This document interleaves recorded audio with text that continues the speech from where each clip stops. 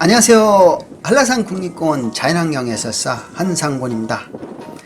오늘은 한라산의 비밀을 찾아서 제3편으로 한라산에 서식하는 신비로운 곤충들을 담아보았습니다. 그러면 여러분, 지구의 나이는 46억 살이나 됐어요. 한라산은 제주도가 만들어지면서 그 시기가 180만 년 전으로 거슬러 올라가죠. 한라산은 1950m나 되는 수직으로 높이 서 있는 모습을 보면 그 안에 더운 지역에 사는 생물들, 따뜻한 지역에 사는 온화한 곳에 사는 생물들, 또한 추운 곳에 살아가는 생물들이 모두 존재합니다. 지금 여기 우리 한라산에는 곤충 중에 하나인 산굴뚝나비는 한라산 국립공원 깃대종입니다. 깃대종이 뭐냐고요? 한라산 국립공원의 생태나 지리적 특성을 대표하는 동식물의 종을 말하는 겁니다. 우리나라에서는 한라산 국립공원 1300m 고지 이상의 암석이 노출된 풀섭지대에서 보입니다. 그런데 이 산굴뚝나비는 한대 기후대에 적응되어 있는, 즉 추운 곳에 살아가는 그러한 종입니다. 이런 추운 곳에 살아가는 곤충인데 지구는 점점 어떻게 되고 있어요? 더워지고 있어요. 고지대에 또한 조릿대가 급속한 팽창 때문에 애벌레의 먹이 식물인 한라사초, 기메털, 이러한 것들이 축소됨에 따라 개체수가 줄어들고 있는 것이죠.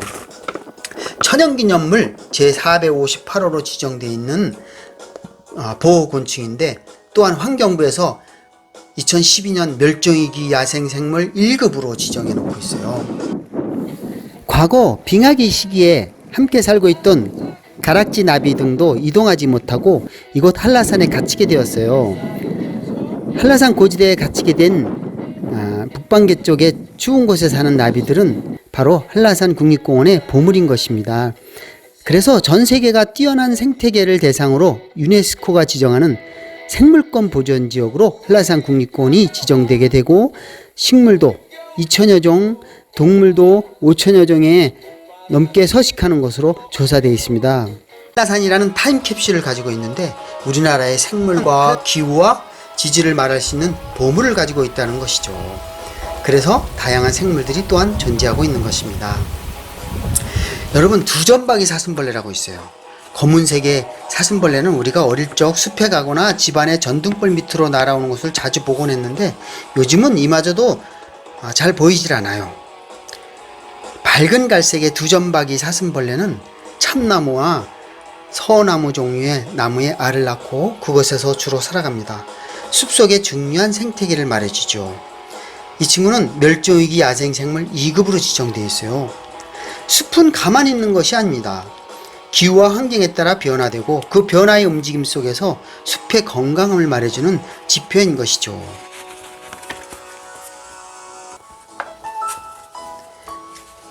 저기 매미가 보여요. 매미에는 까만 눈동자가 2개 보이는데 가슴 쪽에는 다리가 3쌍과 날개가 보이죠. 또 배가 보이고, 곤충은 살아가는 방법이 종마다 전혀 다릅니다. 나뭇가지에서부터 썩은 나무 속, 땅 속, 하물며 남의 몸속에 알을 낳고 살아가는 곤충도 있죠. 매미의 한사리를 보면 한여름 맴맴맴맴 울던 매미는 짝을 찾기 위해서 신나게 울고 있는데, 나무에 알을 낳은 그 매미는 한 100개에서 200개가량의 알을 낳고 나무에서 깨어난 아주 작은 일령, 곤충은 1령, 2령, 3령, 4령, 5령이라는 나이로 표시를 해줘요.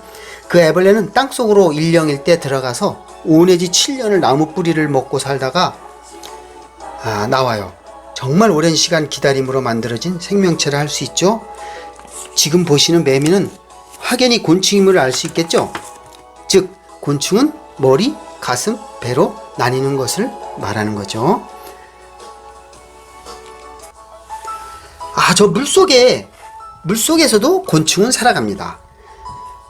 저기 보이는 날도래라는 곤충의 이름 참 희한하죠. 그 어는 아마도 실 같은 것을 입에서 토해내서 나뭇잎을 엮어서 만든 자신만의 집을 의미하는 걸 거예요. 멋지게 자신의 집을 지어서 온몸으로 들고 다니면서 먹이 활동을 하는데 한라산 계곡과 고인 웅덩이, 물가 습지 등에서 많이 볼 수 있어요. 처음에는 잘 안 보이는데 물속에서 나뭇잎이 움직이는 것을 잘 보면 어떤 나뭇가지나 이런 것처럼 보이는 작은 움직임이 보일 거예요. 이 친구들은 식물과 동물 조각을 처리하고 물을 깨끗이 하고 다른 생물들의 주요 먹잇감이 됩니다.